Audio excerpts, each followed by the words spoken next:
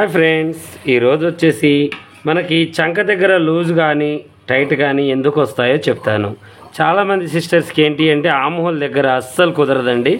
దానివల్ల నెక్కు పారసకపోవడము, లేదంటే లూజ్ రావడము, గూడలు జారిపోవడము ఆమ్హోల్ వల్ల కూడా జరుగుతాయి అన్నమాట. ఇవి ఈ రోజుతో మీకు కంప్లీట్గా క్లియర్ అవుతాయి. ఈ వీడియో మొత్తం మీరు స్కిప్ చేయకుండా చూస్తే ఓకేనా. అయితే ఫస్ట్ మనం బ్లౌజ్ తీసుకున్నాము. బ్లౌజ్ తీసుకుని యథావిధిగా డ్రాయింగ్ వేసుకున్నాము. ఇప్పుడు ఆ డ్రాయింగ్ ప్రకారమే నేను మీకు చెప్తాను ఓకేనా. ఇప్పుడు ఈ చూడండి, ఈ ఖర్చులు వచ్చేసి ఇలా మనం కరెక్ట్ ఖర్చులు పెట్టేసి యువతల డాట్ కోసం 1 ఇంచ్ 2 ఇంచెస్ ఖర్చు కోసం అని గీచేసుకున్నాము. తర్వాతకి 1/2 ఇంచ్ కింద మనం మళ్ళీ ఇక్కడ మెడ దగ్గర నుంచి మళ్ళీ ఇక్కడ ఒక 1/4 ఇంచ్ మందు ఇక్కడ, సరేనా. ఇలా గీసుకున్న తర్వాత ఇప్పుడు మనం ఏం చేయాలి అంటే ఈ యొక్క కప్పు పొడవుని మనం గీసేసుకున్నాం. ఇలా గీసుకొని స్ట్రైట్గా ఇలా ఏం చేయాలి అంటే ఇలా చూడండి, ఇలా పెట్టాలి. ఇలా పెట్టేసి ఇలా మనం గీసేసుకోవాలి. ఇప్పుడు మనకేంటి పొడవు లూజ్ వచ్చేసింది. ఇక నెక్కు, షోల్డరు, ఆమ్ హోలు ఇవి ఏంటి అంటే మన ముక్కు, చెవి, కంటికి ఎంత కలెక్షన్ అయితే ఉంటాయో మీకు బాగా చెప్తున్నాను వినండి. ఇప్పుడు మీకు జలుబు చేస్తే ఏమవుతుంది, చెవు నొప్పిలా అన్న వస్తుంది, ముక్కులో అన్న మనకి ఒక రకమైన బాధ ఉంటుంది, లేదంటే కళ్ళు ఎర్రగన్న కావడం, ఇదంతా తలలో ఇన్ఫెక్షన్స్ ఎలా అయితే ఉంటాయో అలాంటివి ఇందులో ఉంటాయి అన్నమాట. ఇవి బాగా మనకి కలెక్షన్ ఇప్పుడు మనం అర్థం చేసుకోవాలి. ముక్కుకి, చెవుకి, కంటికి ఎంత కలెక్షన్ అయితే ఉందో ఈ నెక్కుకి, షోల్డర్కి, చంకకి అలా కలెక్షన్ ఉందన్నమాట. ఈ కలెక్షన్ని మనం తెలుసుకోవాలి ముఖ్యంగా. అది తెలుసుకుంటేనే మనకి పర్ఫెక్ట్గా బ్లౌజ్ సెట్ చేయగలుగుతాము. నెక్కు రౌండ్గా రావడం, ఆమోలు పట్టేయకుండా ఉండడం ఇవన్నీ జరుగుతాయి అన్నమాట ఓకేనా. అయితే ఇప్పుడు మనం ఆది బ్లౌజ్ ఇస్తారు వాళ్ళు, కానీ ఆ షోల్డర్ ఎంత పెట్టాలో తెలియదు, ఏది ఎంత పెట్టాలో ఎవరికీ తెలియదు. చంక కింద భాగం అయితే ఇంత కరెక్ట్గా పెట్టేశాము. ఇక్కడికి వచ్చేసరికి మనం అసలు ఆది బ్లౌజ్ తీసుకున్నాము, మనం అసలు ఎలా పెట్టాలి వాళ్ళని చూసి అయితే మనం పెట్టలేము అనుకుంటాం. అది మనిషిని చూసే కాదండి, ఆది బ్లౌజ్ని చూసి కూడా మన షోల్డర్ అనేది పెట్టచ్చు. అది ఎలానో ఇప్పుడు నేను మీకు చూపిస్తాను ఓకేనా. ఇలా వేయండి.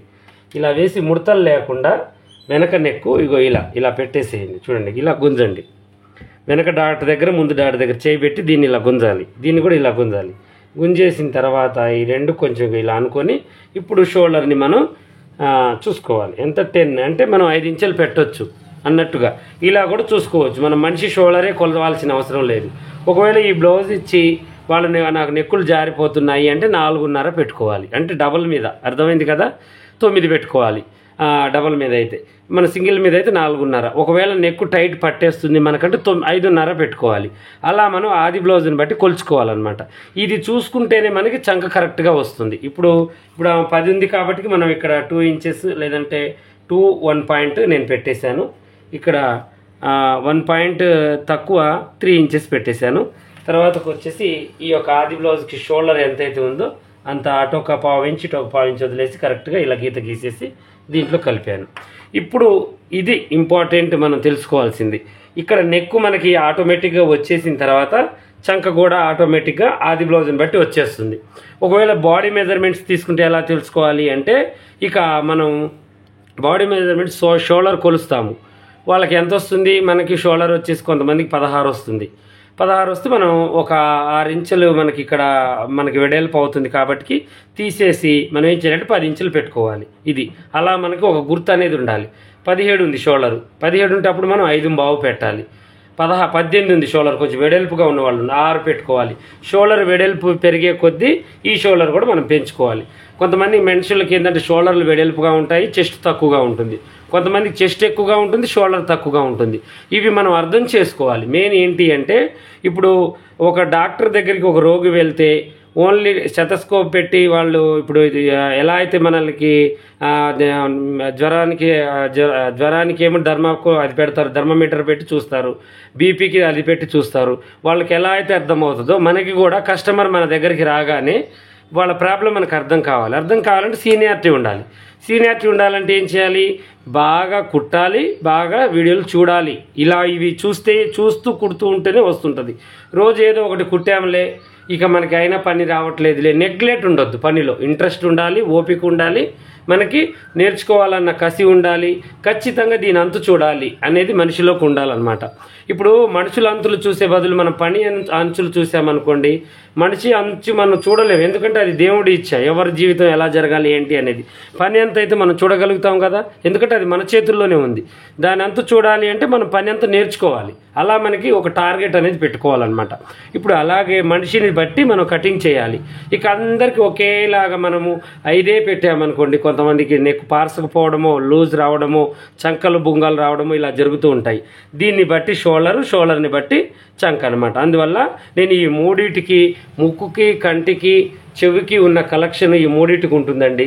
ఇది వచ్చేసి ముక్కు అనుకోండి, ఇది వచ్చేసి చెవు అనుకోండి, ఇది వచ్చేసి కన్ను అనుకోండి. అలా ఒకటికొకటి కలెక్షన్ ఉంటుంది మనకి అనుకోవాలన్నమాట. అలా అనుకుంటేనే మనకి దానికి సంబంధించిన ట్రీట్మెంట్ మనం వాళ్ళ డాక్టర్ ఎలా అయితే చేస్తారో మనం కూడా ఆ బ్లౌజ్కి చక్కగా ఆ డ్రాయింగ్ వేయగలుగుతాం అనమాట.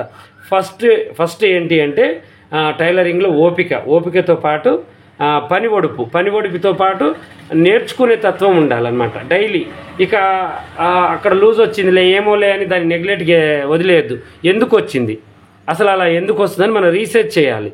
మనకంటూ కొన్ని సొంత ఆలోచనలు, కొన్ని సొంత ప్రయోగాలు ఉంటేనే పనిలో మనం రాణించగలుగుతాము. అందరి మైండ్ పెట్టి మనం వాడామనుకోండి, ఇప్పుడు గొర్రె పోకడు అవుతుంది. ఇప్పుడు చూడండి, ఒక గొర్రె తలంచుకొని వెళ్ళిపోతుంటే దాని వెనక మనం వెళ్ళినట్టుగానే ఉంటుంది. అలా ఉండొద్దు. మనకంటూ ఒక స్పెషల్ టాలెంటు, స్పెషల్గా మనకంటూ కొన్ని ఆలోచనలు, స్పెషల్గా మనం కూడా గుర్తుపట్టేటట్టుగా పనిని ఉండాలన్నమాట. ఓకేనా? ఇప్పుడు మనం ఏం చేద్దామంటే, ఇక నెక్కుని గీసేసాము చక్కగా.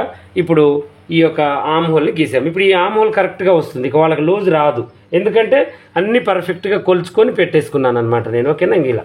ఇలా గీసేసుకొని ఇప్పుడు ఇక్కడ నుంచి ఈ ఆమ్ హోల్ని మనం నెక్కుని బట్టి ఈ ఆమ్ హోల్ లోనక బయటికి అనేది మనం డ్రాయింగ్ వేసుకోవాలి. ఇది కిందికి ఉంది కాబట్టి కొంచెం నార్మల్గా బయటికి వేసాను. ఇది కొంచెం పైకి ఎక్కితే ఇది కొంచెం అటు వస్తుంది, ఇది కూడా కొంచెం డ్రాయింగ్ అటు వస్తుంది. అలా మారిపోతూ ఉంటుంది. ఓకేనా? ఇప్పుడు కటింగ్కి వెళ్దాం. ఓకేనా? చూడండి,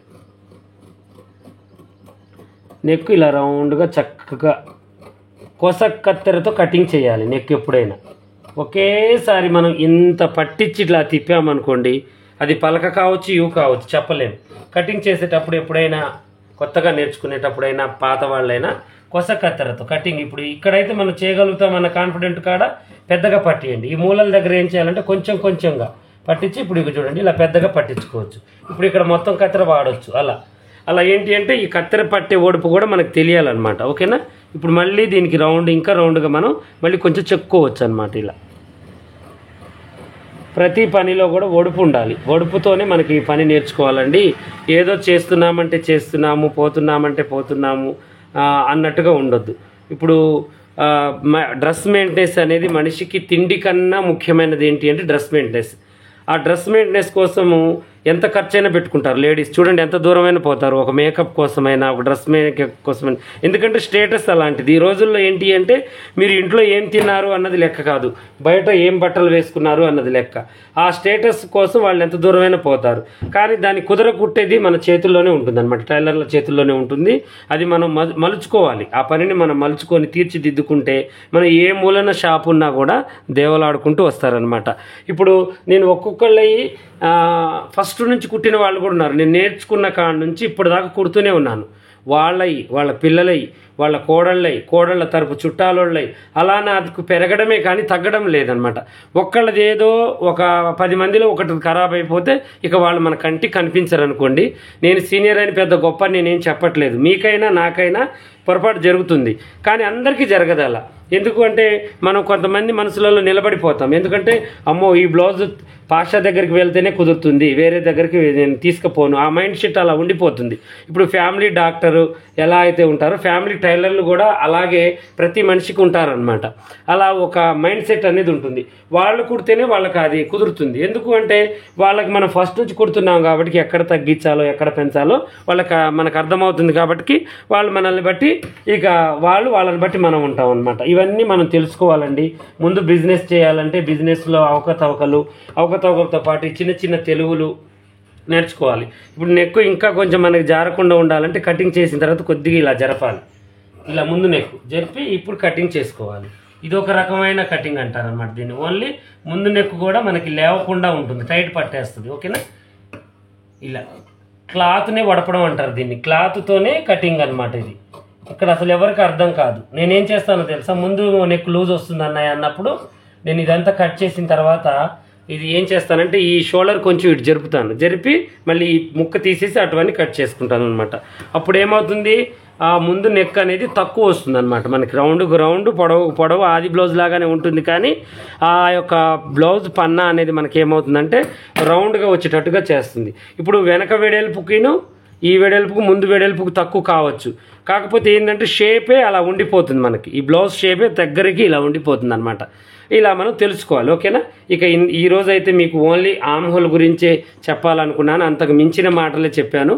కాకపోతే నా మాటల తడబాటుతో ఎవరికన్నా ఏదన్నా మాట అదాటిగా చెప్పుంటే, మా ఇంట్లో అన్నయ్య చెప్పాడు అనుకోండి, చిన్నవాళ్ళైతే, పెద్దవాళ్ళైతే నా కొడుకు నాకు ఇలా చెప్పాడు అని ఒక అమ్మలాగా అనుకోండిలే, కానీ తప్పుగా అనుకోవద్దు ఏ మాట అయినా కూడా. ఎందుకంటే ఒక్కొక్కసారి ఏమవుతుందంటే పని చెప్పేటప్పుడు ఫ్లోలో మనకి ఏమవుతుందంటే గట్టిగా అదాటిగా చెప్పాల్సి వస్తూ ఉంటుంది పని. అప్పుడు మీరు ఏంటంటే ఒక గురువు దగ్గర మనం నేర్చుకుంటున్నాం కాబట్టి అలా వచ్చింది అనుకోండి, కానీ నా స్వతహాగా ఆ మాట నేను అన్నాను అనేది మీరు అనుకోవద్దు. ఓకేనా. ఇప్పుడైతే మీకు ఈ పని అయితే అర్థమైంది కదా. ఇలాగే మరిన్ని మంచి మంచి వీడియోస్ కోసం మా ఛానల్ చూడండి. కొత్తగా చూసే వాళ్ళు సబ్స్క్రైబ్ చేసుకోండి, పాత వాళ్ళైనా కొత్త వాళ్ళైనా. మీకు ఏమైనా డౌట్ ఉంటే కామెంట్లు అడగండి.